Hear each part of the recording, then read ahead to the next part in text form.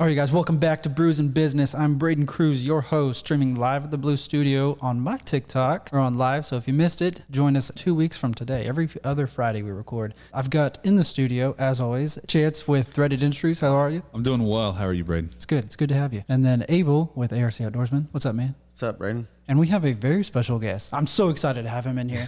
It is Tez Arbertha. Yes, sir. Oh, man. How are you, man? I'm doing good, man. How are you doing? I'm good. I'm glad that you came and made the trip all the way from Oklahoma City. Yes, sir. To come and hang out with us here in the Blue Studio.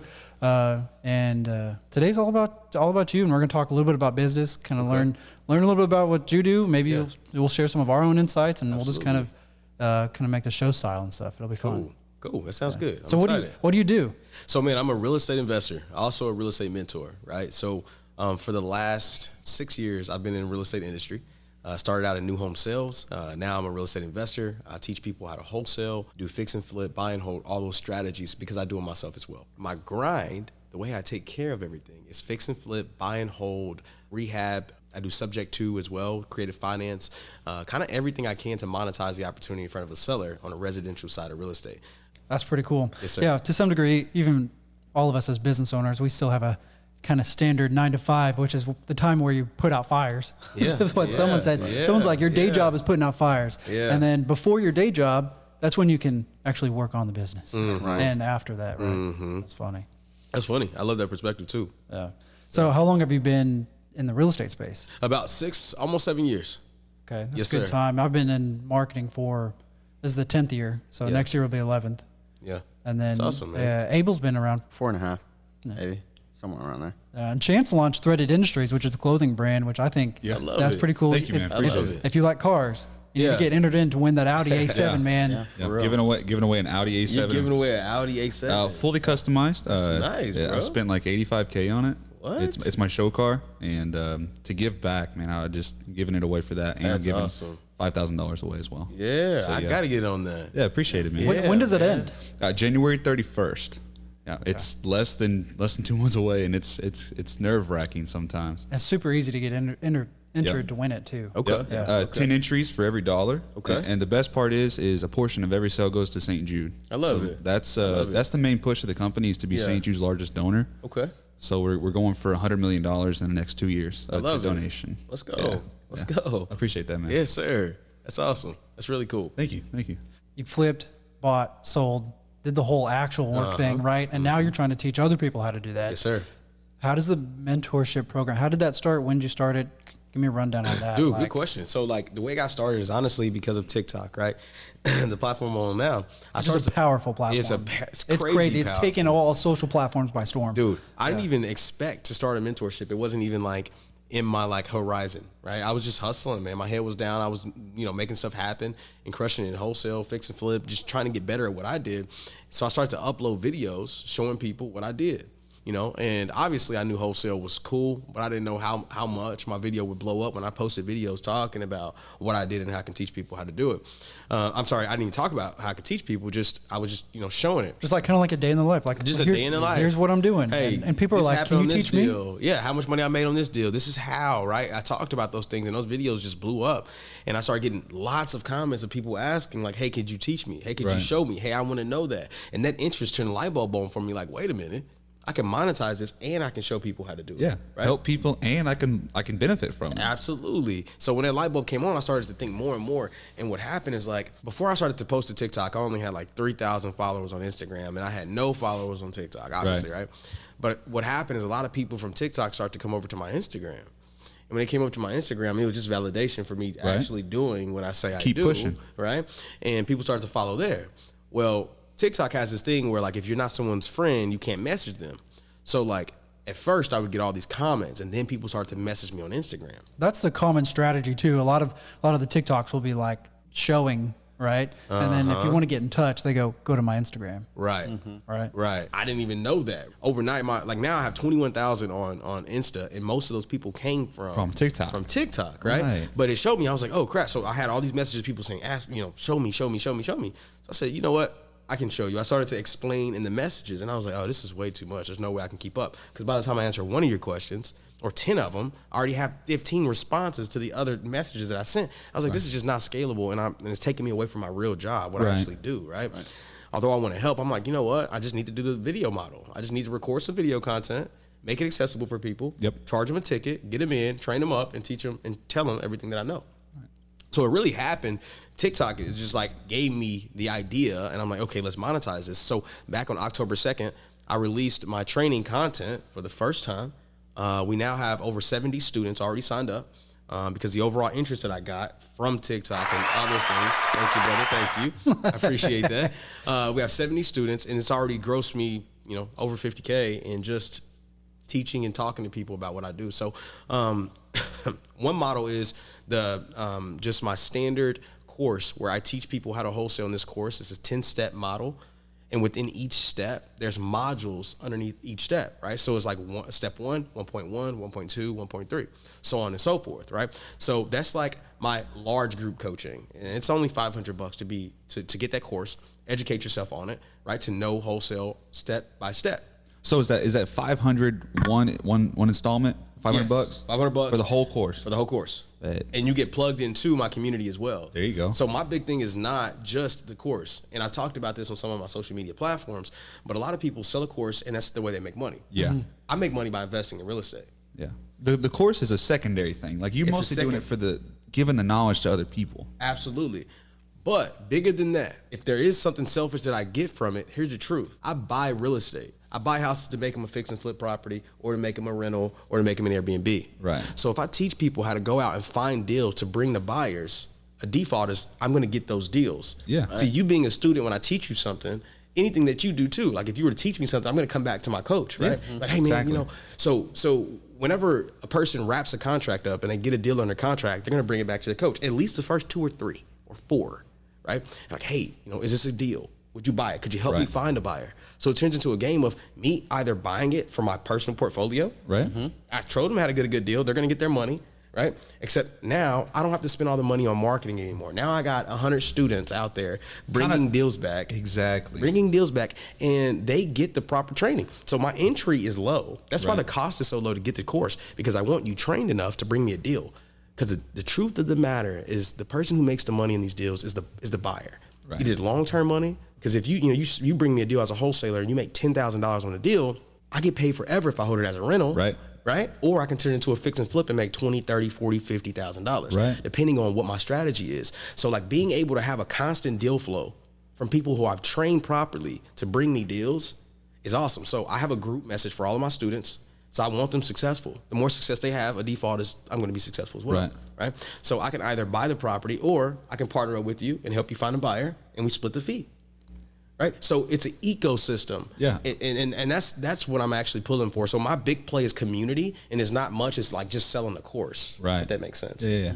It was long-winded. It's a win-win for all you guys. Yeah. No, I mean, not necessarily. I wouldn't say it's long-winded. I mean, it's a great explanation on how it works. Yeah. Right. I think it's great. Perfectly explained. So I have a question. Yes, sir. If anybody wants to get into that space, would you suggest them starting at a rental, starting at a fix and flip, starting at wholesale? Is there any division of that you think someone should start in to begin with? Yeah, absolutely. I think a lot of it, bro, great question. I think a lot of it has to do with like your exit strategy, your end game is what I should say. So would you base that more off of a money desire or a time desire? Both of those. Okay. Absolutely, dude. Fire question. So like if you come in and you have a 640 credit score and you have a stable job or income and you want to do a rental, you can bypass wholesale. Okay. And go straight into the rental game and start doing Airbnbs, buying it. You have the money to do it, right? So why grind as much as a wholesaler has to grind, right? So that, I mean, it really is, it comes down to your end game. What your personal preference is. But if you don't have any money and you want to get your feet wet, wholesale is the perfect way to do it. Okay. Like I treat wholesale as an ATM, right? Anytime I need money or anything like that, I'm going to get a deal under contract, sell it real quick and pull the money out, right? So is there any certain strategy you use to wholesale? Like, is there like, I go to this website and look on this, because I've heard people go to like the county assessors and they see who's delinquent on taxes. Do you do any of that, or do you teach any of that in your course at all? Yeah, man. So I teach the strategy that I use to find deals. Perfect. Right, just looking for off-market deals, right? And that's the strongest piece. So how do I develop a system to where I can find people who are going through different motivated factors, right? to allow them or want to sell the property to them. That's part of it, man. If you have a system in place, that's what the we've biggest always piece. talked about that. That's the biggest piece. If you can nail down a system of, hey, if you do X, Y, Z, and to make it repeatable, man, that's the key to money right there. That's the only way you escape as a business owner. You got to. Well, that's what a business is. Yeah. It's It has to be a systems and processes. System and processes that is repeatable and just constant. Yeah. Absolutely. I always say love that. The two P's, people and processes, because when you have the right processes, right, you can just manage to the people, and you have to develop the process though. Like, That's what takes the time. that's what takes the time. That's what takes the time. And that's what everybody don't want to do. That's what everybody want to pay money to just hurry up and get. I would rather pay the $500 so I don't have to spend the 6 months to a year trying to figure out, okay, I got to do this. Okay, well, then you find out 2 weeks later, well, I got to do this contract instead of this. Well, imagine how much money you can lose by getting bad deals, right? Yeah. So like that's another big learning curve. If you're like, nah, man, I'm not gonna, get in this guy's ecosystem, whatever. I'm just gonna do it myself and figure it out, right? Because I can do it. I'm gonna DIY it. Everyone loves that. And then you get into a bad deal. You're like, okay, fine, I'm gonna learn from that one. You don't learn. You get into another bad deal. You're like, okay, fine, shit. What does this guy know that I don't? Right? Like, let me get into this guy's ecosystem too, right? Yeah. And why not? I think a lot of people also fault in they want to do that quick money. Yeah. And you don't really need to stay to try to find something quick. You just need to stay consistent at something. Yes, sir. That's Yes, what sir. it boils down to. Don't Yes, try sir. something for 2 weeks and go, oh, it's not working. Yeah. Well, nothing works for 2 weeks. Nothing. I mean, you got to push at it and try at it. Right. I have a very specific, a little bit more detailed question. How do you manage money on the business aspect? That's a good one. Man. Okay, because you're not just a W-2 paycheck, Right. Right. Mm-hmm. How do you manage money? CPAs, man. What does that mean? Which is something we've talked about too. So like he's in the search for a CPA. Yeah. CPAs and accountants, man. My system is different, honestly, I think, than some business structures because, I have it's actually not, right? I spend X amount of dollars every month in marketing. I know what that looks like. I have employees, but they're contracted employees. So most of my work comes from overseas, and the guys that I do have here locally or gals I do have here locally, they're contractors, right? They're 1099 employees. So, it's kind of like when it comes to budgeting overhead, I don't have a lot of it because I office out of my house, so really Perfect. I'm looking at a marketing expense every month. And aside from that, if I can budget and know what my KPIs are, I can track it, pretty easy. I can, anticipate how much it costs to get a deal, right? So, when it comes to managing money, my biggest expense is understanding what my marketing costs are every single month and then knowing what my, my budget is at home. But I have I have different avenues and streams of income within real estate. So staying on top kind of demands a different set of skills for each, if that makes sense. So Yeah. What are those? And you don't have to get too detailed into this, but I'm curious. What are the different streams? So you have rental income. I also coach. I do fix and flip, and then I have wholesale. Right. So those different streams all demand something a little different when it comes to marketing. So for instance, like my personal brand, I have an ad spend for my marketing when it comes to boosting ads and, the videos. Hey, click the link below. Those videos, right? It has a different budget than, how much my marketing is for my my wholesale business.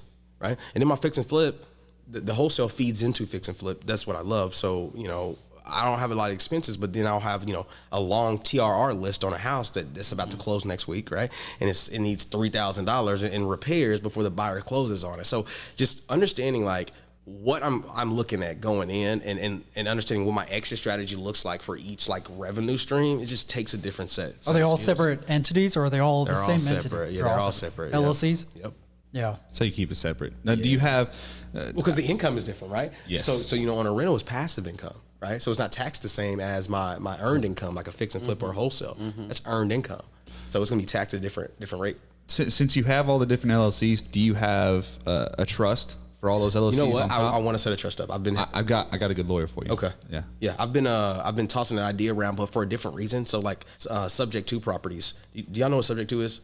Yeah. You know what that is? No. Okay. For those who don't know. Yeah. Perfect.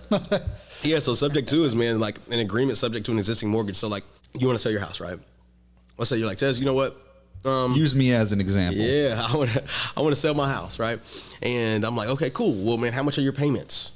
Because $1,200 a month. $1,200 a month. What are market rents in your area? Market rent's $1,600 to $1,800 a month. Perfect. What's your interest rate right now? Interest rate is 2.3%. That's an amazing interest rate. Okay, so you guys know what's changing the most in the real estate market right now? Interest rates are going up like crazy. Like crazy. Let's do like 6 to 8% is where it usually falls, if I'm not mistaken. Right now. About 6, well, not 7. I mean, we're at 7. Yeah, we're 7 basis points right now, depending on when you got your interest rate locked in. But yeah, I mean, I looked up what the what prime is right now. It's like 7.25.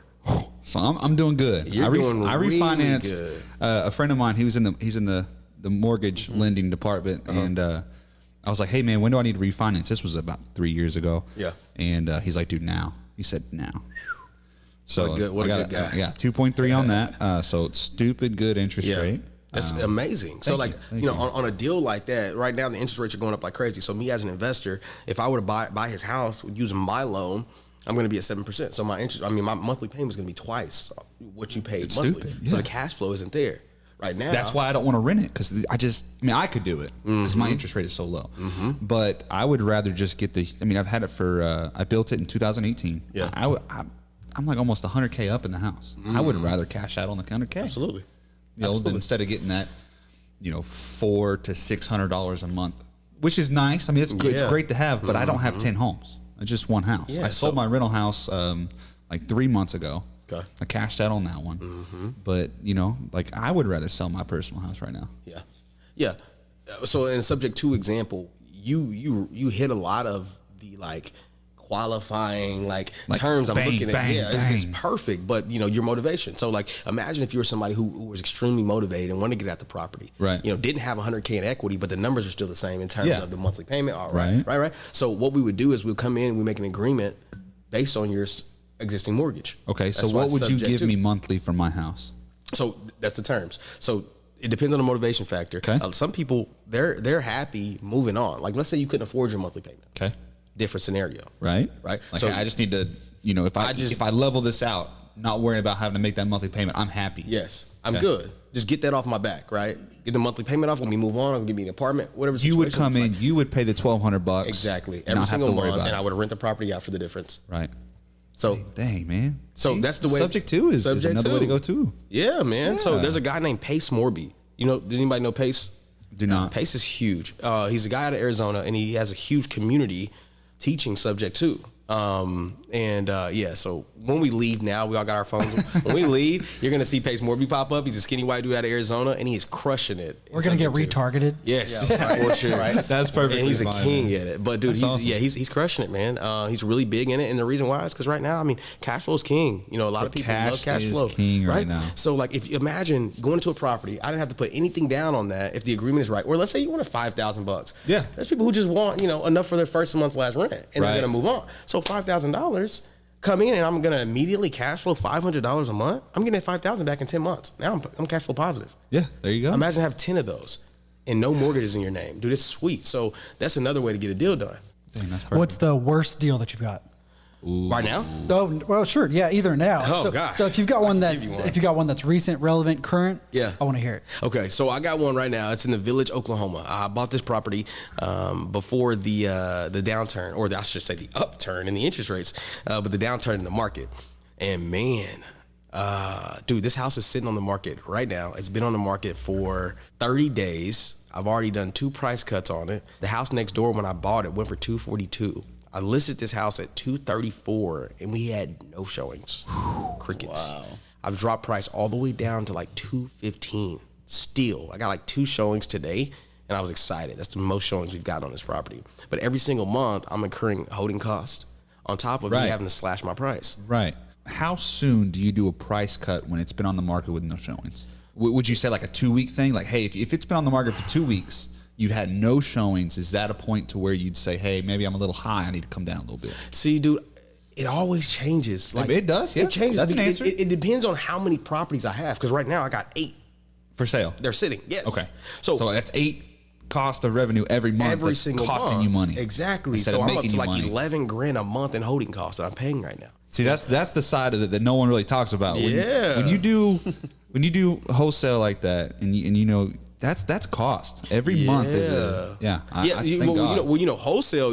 We don't actually own any real estate. The fix and flip part, where you buy it and you do the repairs. So wholesale, essentially, what I'm doing is I'm going under contract on a property, and then I'm going to sell my interest in the contract to somebody else. Okay. Now that happens. Like, so for instance, if we go under contract, he wants to sell his property. I tell him, hey, on November 1st, I'm going to give you the $50K you're asking for. I'm going to come to you and say, hey, man, I got this sweet deal over here. I'm going to sell it to you for $60,000. We're going to meet on November 1st, right? Yep. Same day, you fund the entire transaction, and I walk out with $10,000. Boom. That's what a wholesale is. But a fix and flip, I'm actually closing on his property, Yep. and I'm going to do the repairs. I'm taking your place in that instance, right? No buyer. I'm the buyer, essentially. So I put my money into it, or the lender's money into it, and flip it out. Right, but every month it's not sold. I have to pay my lender. Yep. And I have to pay utilities. Right, Because you got to keep it going. I got to keep it going. Yeah. So you got that's inspections the biggest, and dude, TRR, all that crap, Bro. man. So that's the side that a lot of people don't talk about. But anytime you go through an uptick like this in interest rates, it's tough to predict. Like again, the house next door went for $242. Yeah. When I bought it, and in 2 months the market switched rapidly. And if you're remodeling the house, you can't speed up the process. Interest rates are going up. They don't mean anything, right? So anyway, that's one of the worst deals I'm in right now. But it's not the worst deal I've done. The worst deal I've done, I had to bring $18,000 to the closing table just to get the house closed. Yeah. So what happened back in like 2019? Wait, Wow. I had to bring $18,000 to the table on this property, right? I bought it in between the remodel process, 2 houses closed for considerably less than what I needed them to sell for. Let's just say that, right? So it can hurt you, man. And there's a lot of unpredictability. Like real estate is very, very predictable in a lot of ways, but there's also stuff that can go wrong in any business, right? Right. So that deal, I had to refi my private money lender out. COVID had just started and he was panicking. He wanted all his money back. He's like, dude, I really need my money. He didn't know what was going to happen. We didn't either. So we sold the house. We refied the property with the bank, and the bank brought the value in considerably lower than what we needed. Right. So the bank was like, hey, in order for us to carry the note and pay your guy off, you need to bring $18,000 to the table. And This is what I need to cover over the head. Exactly. Yeah. So we brought that to the table, and I learned a lesson. Fascinating. Those are always I'm sitting here like I'm absorbing like a sponge. I'm like, this is some cool shit. Like Hey, hearing it's like crazy, kind of diving. man. I've always been curious about the real estate world and that realm and stuff. Never been involved in it directly. Okay. But I'm like, how does that kind of stuff work? Yeah. So you stick mostly to residential. You don't do any commercial. No, man, but you know what? Next year I want to. So, What do you want to get into? So I want to get into like the warehouse space, dispensary I've been space. looking at storage units. Yeah, I've been storage looking at- units. yeah. Oh, it's crazy. That's a cash flow king, Dude, people love storing the crap that they don't want. dude. Wow. But they still have to keep. Yeah, I right. know. Still have to I keep- don't. yeah. I don't want this. Now, granted, Yeah. But I still want it. Like, personally pot calling the kettle black right now because I just got a storage unit. Obviously I'm moving out and condensing, mostly selling all of it. That's my plan, is to not hold it for more than 3 months. Because I think if it sits in 3 months, I don't need it. At that point, either just throw it away or give it away to somebody. unless you're who can like actually me and use you've got 15 boxes of Christmas shit it. Yeah. That's too much Christmas stacked to shit. your garage. I'm feeling very festive today. Yeah. If you couldn't Yeah, tell. You've seen all the hats Christmas stuff here in the office. I've got the office and my house. Yeah. I got to keep track of both of them. Yeah. Yeah. But now the dispos, have you ever thought about getting in a commercial grow? Man, not. I would rather own the space for it. That's what I'm saying. Like own the building. and rent out to absolutely. somebody. Yes. Yeah. So dispensary space. Yeah. I would love to get in that space, and that's the reason I said warehouse play. You know what I mean? Do you know Chris Herford? No, Stout Lending. I know Stout. Okay. I know So Stout. you need. I know need to- Rockford. I know Rockford I need to over introduce Stout. you to Chris because they do cannabis funding. Really? If you guys find a deal, find somebody that's like, hey, I need money and I need a space. Okay. He needs Boom. money. You build the space. Yeah. You guys win-win. Yeah. Right. And That's then, awesome. And then Yeah. I've got another company. It's marijuana marketing. It's just Okay. simple, straightforward work with these cannabis dispensaries on print, collateral, design, go to events and trade shows. Okay. Because a lot of them will go out and do stuff like that. And, Yeah. Or even digital to some aspect. It's Yeah. limited, but still available. Okay. So like all three of us, if we could work together in that industry, we provide the complete solution Yeah. to get them started. And we have construction companies too. Really? Like we got- You got a construction company? Well, one of our buddies is. Oh, sorry. Okay. Yeah, I got a he property owns a down here. I construction need company. quoted like today. The guy upstairs? Yeah. Oh yeah, the Yeah, guy he does. upstairs. So he's also new. He wants to further the commercial side of the business Right. for construction. Okay. Remodel. So he did all this. My office and this whole floor and his upstairs was it was a wreck. When he bought the building, it was just wrecked. So he custom built all this for me, and he's like, I really want to do more commercial stuff. So it's like, okay, if a guy that can fund it, a guy that, you know, does what you do, guy that does the marketing, and a guy that can remodel it or custom do, like maybe you provide the space, but then he does the actual installation of some of the logistical part, whatever bits and pieces of it. Yeah, for sure. That's interesting. And the reason why is because like right now in like my real estate space, I got a guy who owns a construction company. Residential real estate, and he'll go in and some deals where he'll JV it with me, where he'll do the remodel, and if it's a fix and flip, we'll just split the profits. I buy the house, he does a remodel, and then flip it out, get out. So it's like JV, you know, make 30K, he makes his half, I make my half, and we're done. So like I wonder what that looks like in terms of like commercial, because obviously you're talking about a bigger ticket on everything. The commercial makes at least $500,000 in the cannabis space. At least. Because that stuff is not expensive. It's not cheap. It's expensive. It's expensive. We're actually me and 3 of my buddies. We're talking about doing a pretty good sized grow. Out here. So I was gonna get with Nathan and start doing the commercial side because I know he wanted to get into that. So, but yeah, we've been talking about it. That's a lot. It's in the works, man. It's a lot. He's been doing grow. He's got his company for he's about 2.5 years old now, and he just needs bigger space. So I was like, bro, let's make it happen, man. What's the square footage on his current place? Current place is about 4,200 to 4,500, and he's trying How much to get, is it like actual grow space? He's got I think 4 flower rooms right now. Running about in the neighborhood of I think 40 lights total, and I don't remember his plant to light ratio. I don't remember that. I've heard the state is slowly starting to pull licenses too. They are, because there's like 8,000 grows or something ridiculous. Then this like combined between the two, like 15,000 in Oklahoma. It's between dispensaries and grows. It's they first started doing the lockdown on you can't do anything depending on zoning. So they've really gotten really tight on the zoning of wherever your grow is. So that's what knocked out, like, I would say at least 30% of the grows. I've had 2 other friends that was like, well, I lost my license because I'm not zoned right. Because they're over here at 51st and Memorial. And it's like, no, like you need to get further. You can't do that. So they've been hardened or getting a lot more of a stickler attitude toward it for sure. Okay. That's interesting, man. I don't know much about the cannabis space. That's money, man. My sex, drugs, and rock and roll, it makes money. Man, so I've got a question. You and Chance had your little moment there. Sorry about that. He's like, it's my turn. No, it was great. I learned a lot. It was great. But you said something right before that is really interesting, and I think it had kind of touches point on what we do here at Brews Business. But you said, you were doing your 9 to 5, right? Our day jobs, putting out fires. And you decided to build your community. You started to focus more on your community and how to give back to them. And I'm curious because we talk about all the time about building our people, our processes, more or less our community, who it is we're surrounding ourselves by. Absolutely. But I'm curious, did you notice a shift in your mindset in your life? How did that change whenever you started, instead of focusing on just, hey, I'm going to post this for, just because I'm going to post this to literally just for growth, for everyone's growth. And then, of course, after you started to build that traction, you monetized it. But I'm curious, how did that change in your aspect and your perspective of doing business? Man, so like when I first got into real estate, and I'm just taking you back, so like I was always seller focused, right? So like I scaled my wholesale business like rapidly, and I got a huge following because of, in Oklahoma specifically, because of my business, my wholesale company. Last year we did over 158 deals. The year before that we did over 160. A lot of wholesale, a lot of fix and flip there. I'm giving you those numbers because I actually know what I do, but the truth is I was always seller focused. That's what set me apart when I walk into somebody's house, right? So like, for instance, most buyers, they walk into a home and they start interrogating the seller versus asking them what they're going through to understand how you can help them, right? So like, that mental shift when talking to a person, when a person feels like you care, they're way more willing to work with you than somebody who's just making it about the property. Like if you walk in and offer them their asking price and they say they have to think about it, the only thing you can do is go up in your offer price, right? Well, when the next person comes in with a higher offer price, you lose every time. But if I build a relationship and I understand what they need versus what they want, I can tap into the motivation of things that gets them to move. So like I've always been seller focused is what I'm trying to say. So like when it comes to doing anything, you have to be customer obsessed, client experience obsessed, community obsessed, whatever. So like when I go out here and I sell this course, before a person buys it, they have to understand that I care about them.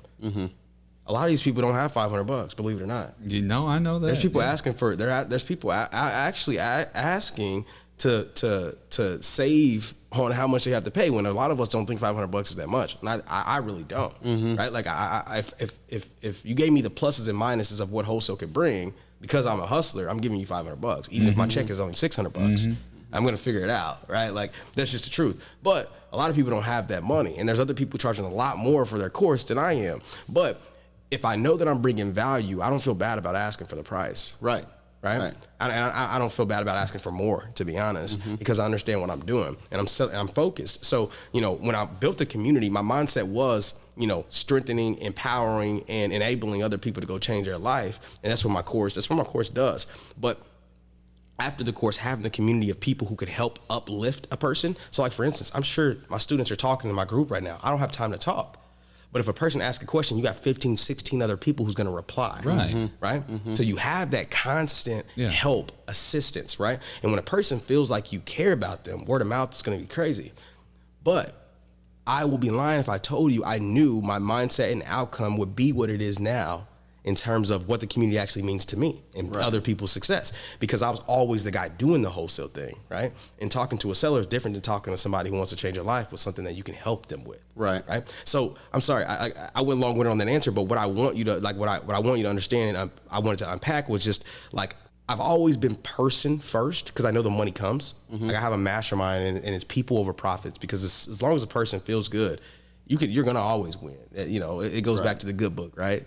Treat others the way you want to be treated. All that, right? But that's true. So you put the person first. The money's always going to follow. So, like, understanding that and then building my community out, man, my mindset has really shifted in terms of seeing people's outcome and how they feel when they go out and they get a house under contract, and what $10,000 means to them versus what $10,000 means to me, or $10,000 means to somebody who's, like, years ahead of them.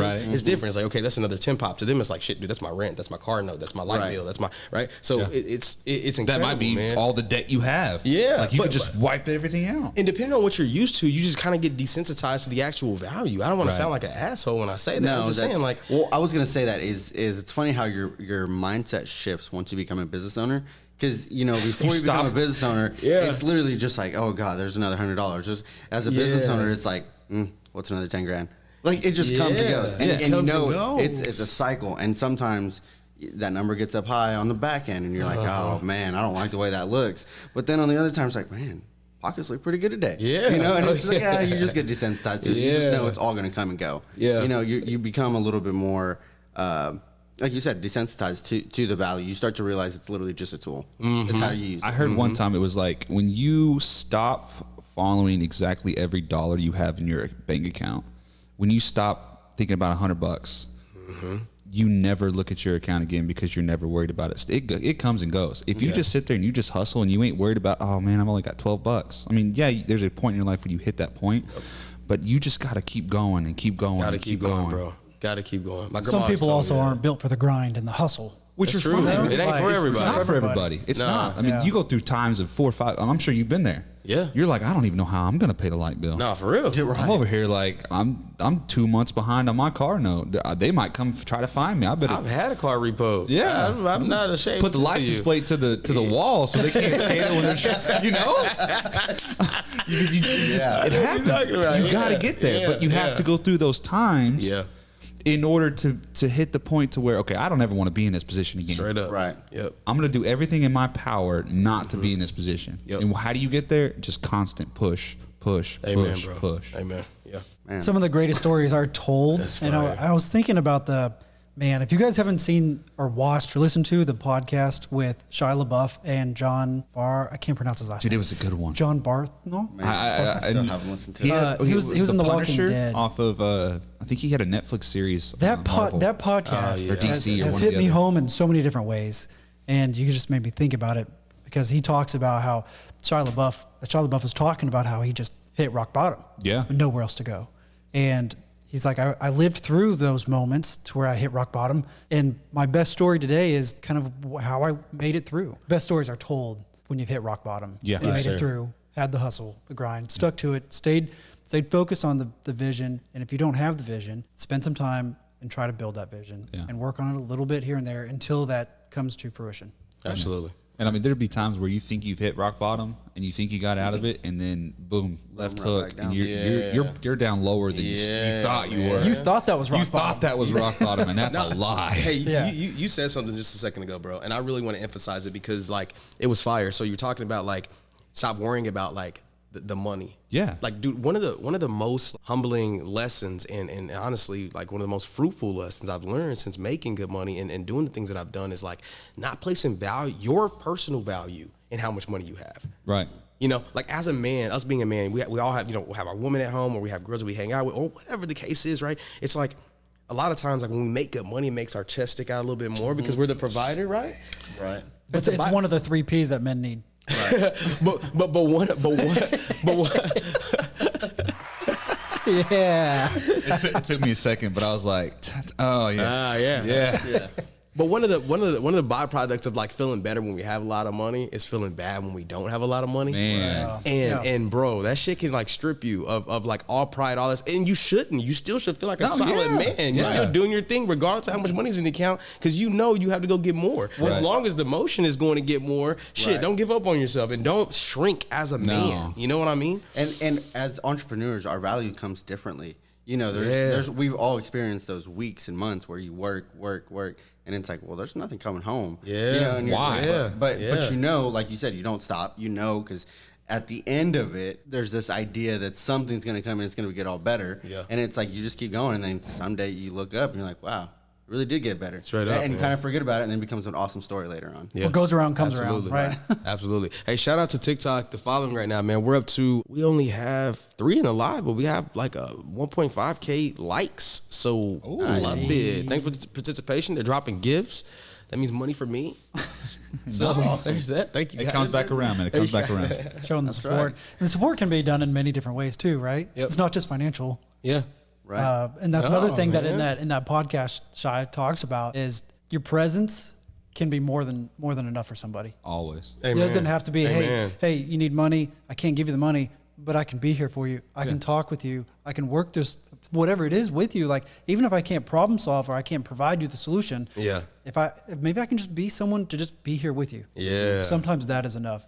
Dude, that's a lot, man. I went through a divorce 3 years ago now. And I remember like whenever it's just you and your thoughts, It's a wild and time. nobody, dude, just in the house. Like I got this nice home, bought this nice home in Edmond, all this stuff. And dude, I bought it for the family. And then one day they weren't there. And I was just like, man, this is crazy. And then You it's still just you have and the your house, or thoughts. did you sell it? I still have it. Okay. I still have it. But I mean, you just sit there with just you and your thoughts and like, and forget the divorce, just other dark times in life when it's just you in a room, it's just you and, you know, the enemy's going to attack you with all kind of negative, just bad thoughts, man. And so, no, what you're saying is like 100% I've been on that true. same train. Yeah, The dude. divorce train too. It's tough, man. When It's you, tough. When you sit in the house that you built for that reason and there's nothing around you, nobody, nothing, you know, no couch, no nothing, and you're just sitting there on the floor. It's quiet. It is quiet. It is eerie, and you get inside your head, and you actually, Hear all if you, those instead of It's trying It's to, not sad enough.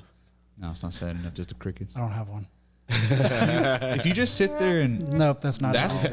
That's No. not it. That actually is the one. That's the one, though. Although it's messed up, that's the one. It's very messed up. I'm over here trying to get deep, and he's like, wah, wah, wah. You're sitting there, and you're actually trying to like do some, you know, internal investigation. Yes, sir. And try to worry about like where are your values. Mm-hmm. And that's where you get to a point where the thoughts just roll in. Yeah, and you're just in it, and you're just the more you work at it, the better it is. Yeah. You don't want to, but Yeah. all good Yeah. things come with the struggle. Amen, bro. I love it. What? Don't look at me like that, Brady. I'm over here like, ugh. I told you I had a good week, man. Let me have it. It's been an interesting month for me in November and October. So I remember I made a note on September 27th, and like the whole month of September was complete shit for me. I remember that. And Yeah, we all prior talked about to- it.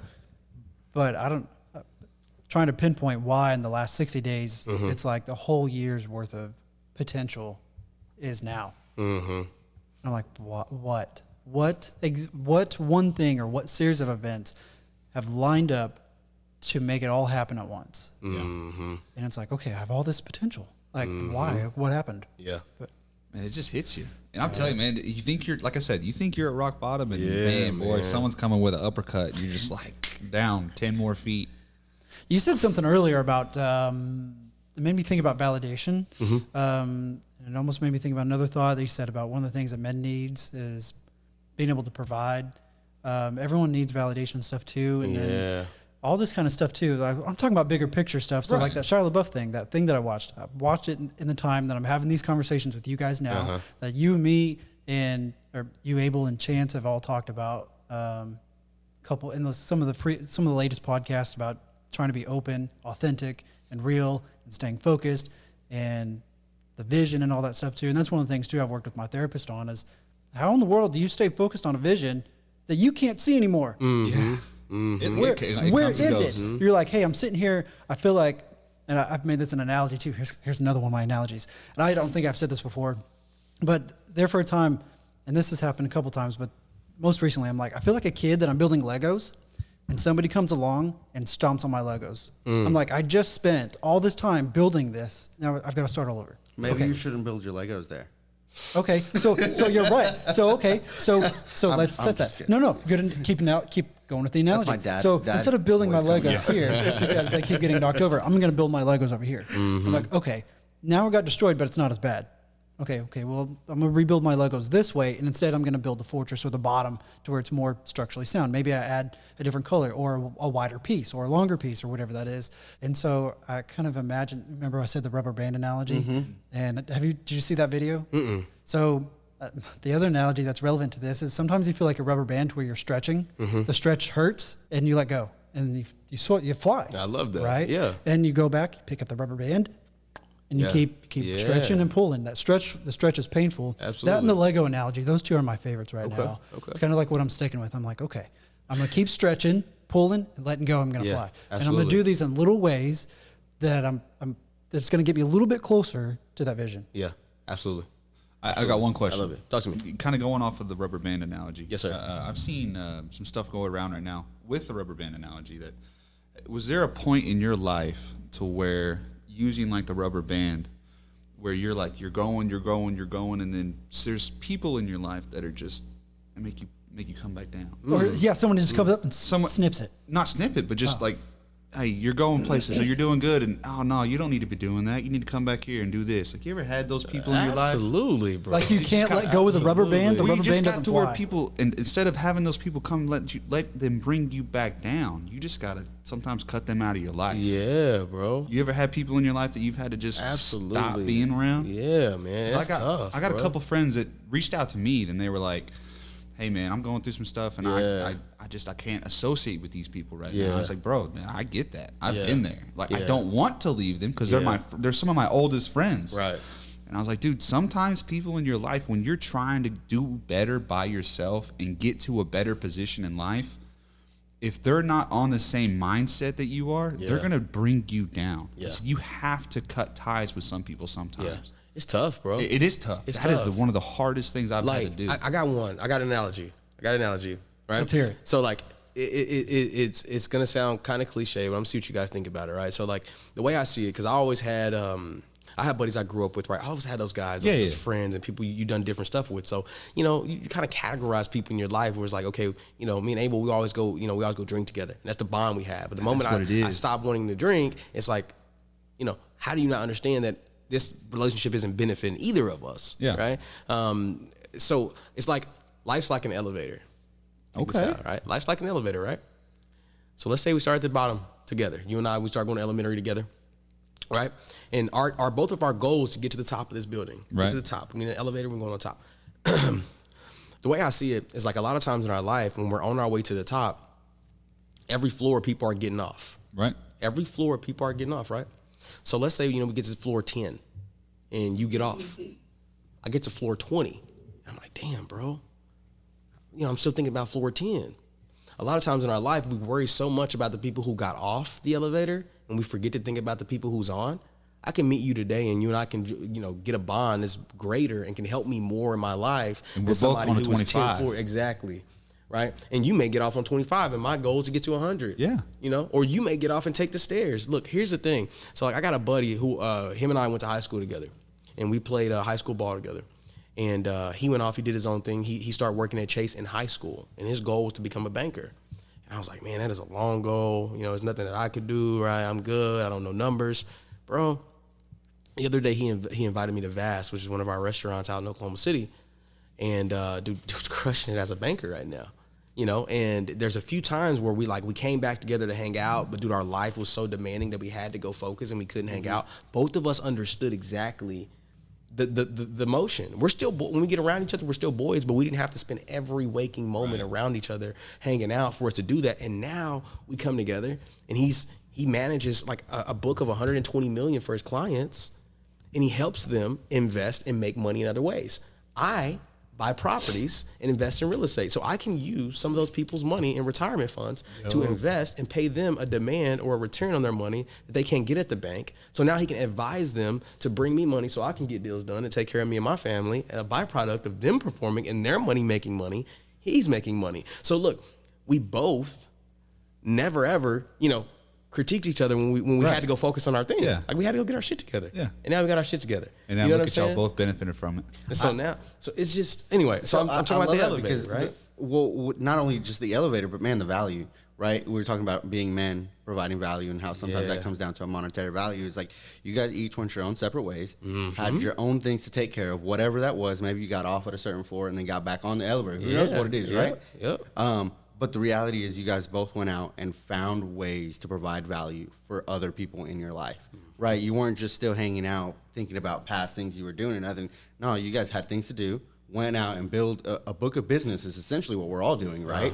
And you went out, built your book of business, and now you come back together and you're like, okay, now we realize like, actually, you know what?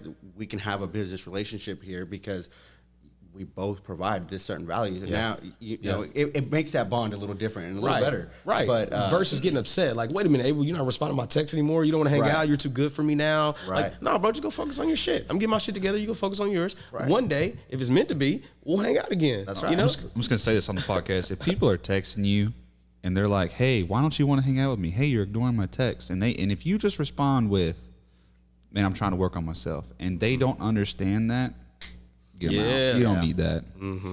I agree with that. But a lot of people do that. And 100%. A lot of people feel guilty. God dang it, Braden. I love that button. So that's his thing. 100%.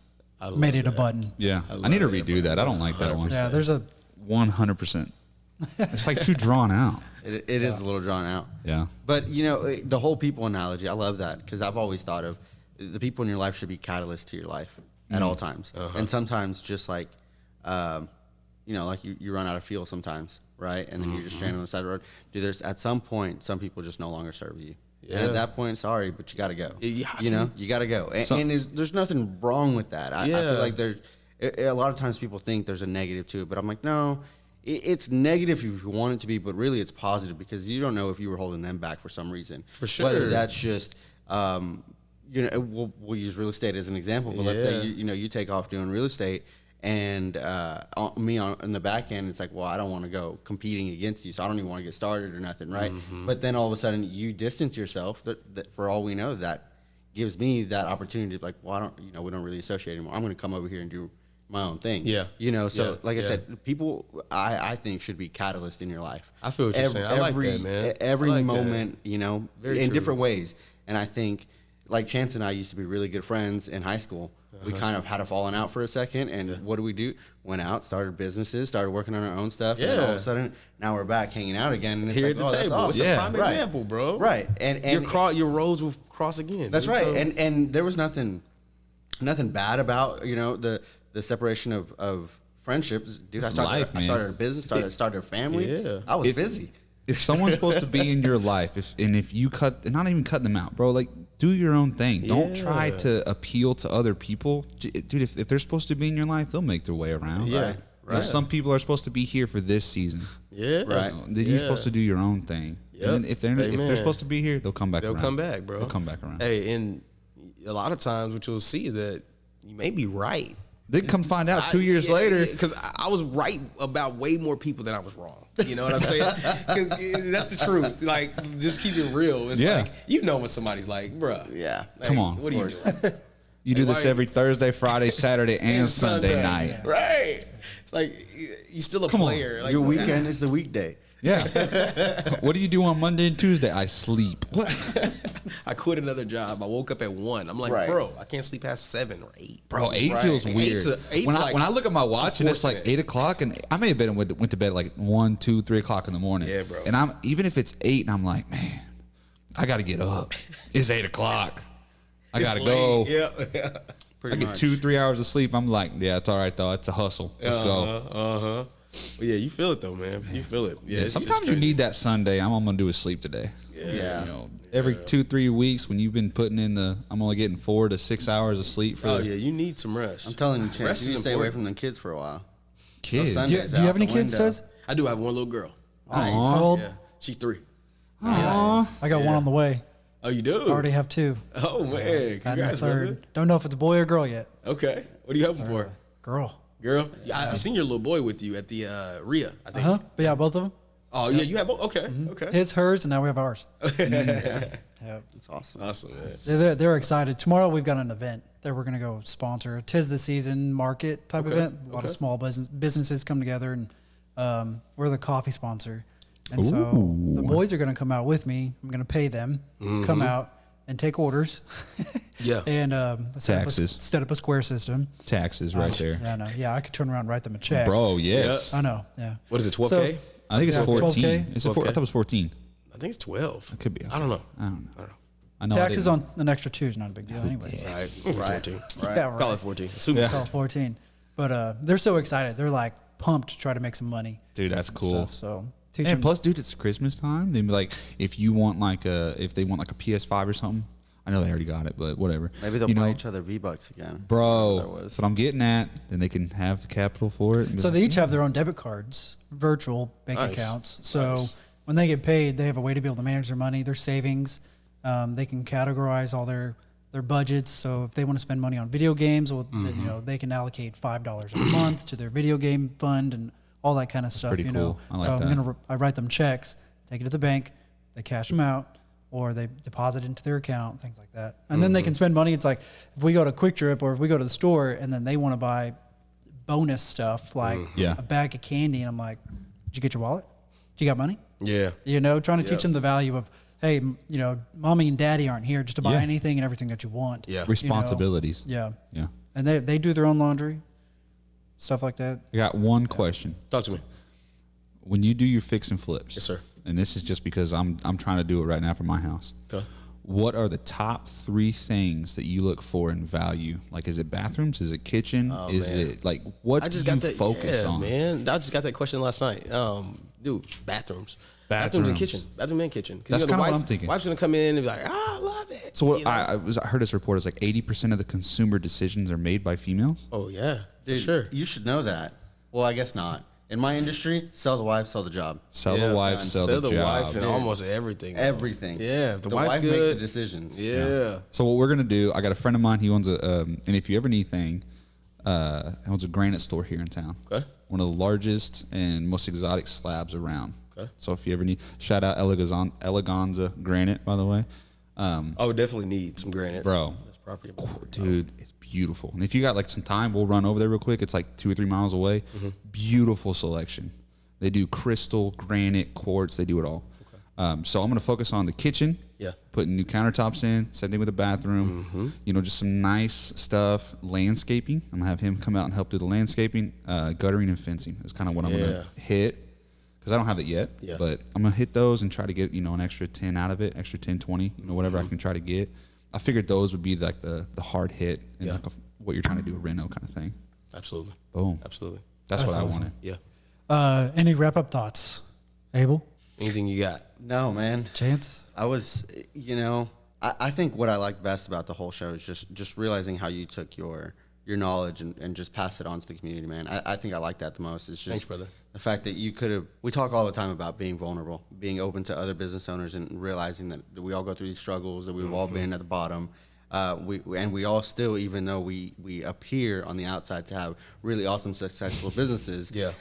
On the reality side of things, like we still have shit days. Yeah. we still, Oh, we yeah. still Oh, have, yeah. like Shit it's months. still right, exactly, Months. exactly. Yeah. It ain't- And it I ain't think all- I love that the fact that you are starting to build a community around doing what you love and doing what you already did to feed your family.